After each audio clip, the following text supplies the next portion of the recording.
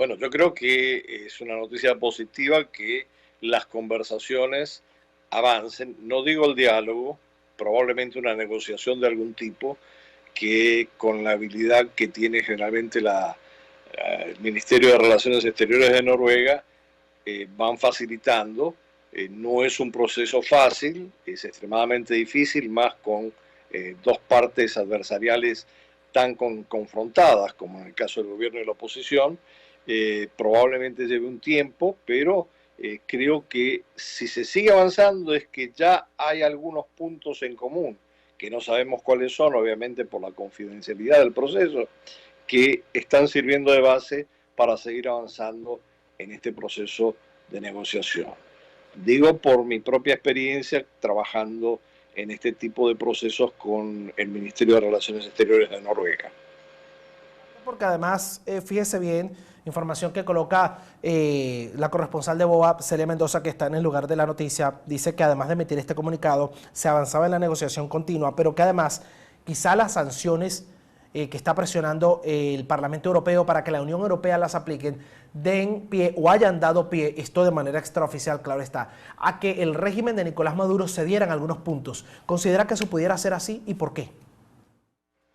Bueno, probablemente la presión internacional debe seguir para que las negociaciones continúen, obviamente con mucho cuidado, con prudencia, pero teniendo en cuenta que el régimen tiene que entender que está en una disyuntiva en donde la única salida que tiene es avanzar con las negociaciones con la oposición.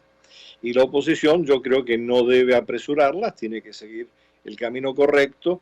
Muchos sectores de la oposición han estado alertando sobre la falta de transparencia de este proceso, pero así son los procesos de negociación de este tipo. No hay otra manera, porque si todo se hace público, todo el mundo termina interviniendo y eso genera de lado y lado una serie de sensibilidades heridas que en general tienden a obstaculizar el proceso de negociación.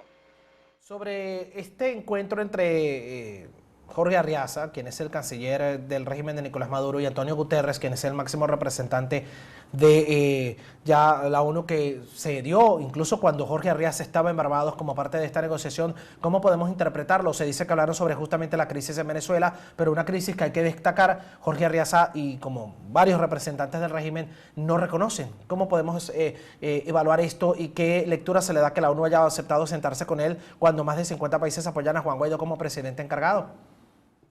Lo que pasa es que en este proceso también el régimen trata de poner paños tibios sobre una situación que a raíz del informe de Michelle Bachelet ha sido realmente muy contraria a los intereses del régimen. Obviamente la denuncia de violaciones de derechos humanos terrible como se ha presentado y esto no lo favorece en cualquier situación de negociación. Entonces intentan algún tipo de acercamiento para apaciguar, piensan ellos quizás, la política o las actitudes o las reacciones de un organismo como las Naciones Unidas. Yo dudo que tenga algún efecto, pero bueno, es como para mostrar que sí están abiertos a escuchar a otros actores. Esto es un signo positivo porque antes sabemos bien que no escuchaban a otros actores. Y el otro tema que me parece importante es que hay otros actores extrarregionales que tienen un gran involucramiento. En el caso de Venezuela, que han dado señales de que están de acuerdo con este proceso de negociación y por lo tanto hay como un creciente consenso en la comunidad internacional de que la salida a la crisis pasa por esta negociación. Importante, una crisis que ha alcanzado niveles bastante delicados, si se quiere, en Venezuela. ¿Cómo ve?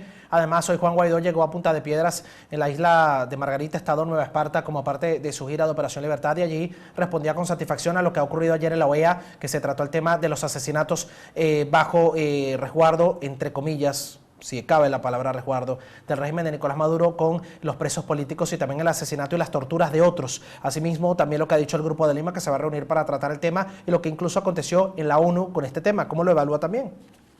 Bueno, yo creo que hay una situación dramática y que todas las presiones que se puedan ejercer para que esta situación se termine son muy importantes. Lo que pasa es que hay distintos niveles de efectividad en los distintos actores.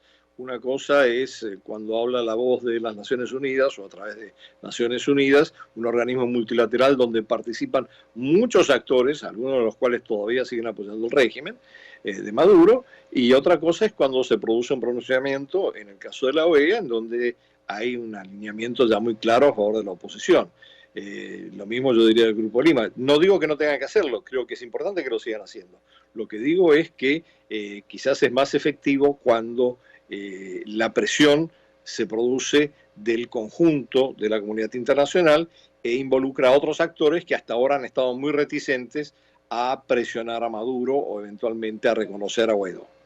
Le pregunto sobre la base de esto, el pueblo venezolano ha salido a las calles a pesar de tener que esperar más de 20 años todavía por un cambio de gobierno, por un cambio de país que beneficie otra vez a los más necesitados, que dé estabilidad en todos los ámbitos a esta nación y que vuelva la libertad plena a ella.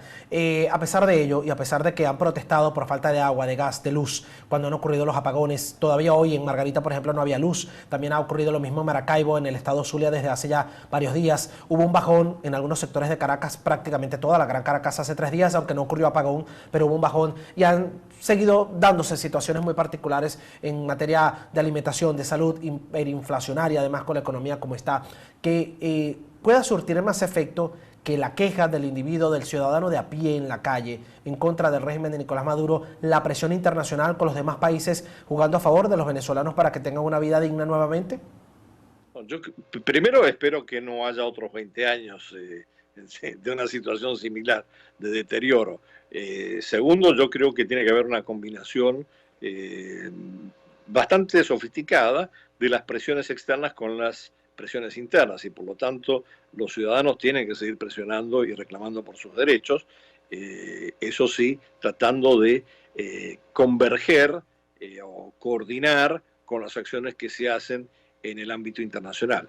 Yo creo que el proceso que se inició en Oslo es un proceso muy valioso, pero es un proceso extremadamente delicado, es prácticamente de un cristal que puede romperse en cualquier momento y que hay que cultivar y cuidar para que pueda seguir avanzando porque aparentemente es la única salida que se presenta con la participación tanto de la comunidad internacional y el apoyo de la comunidad internacional como también con la expectativa y la presión del ciudadano venezolano, o el ciudadano y la ciudadana.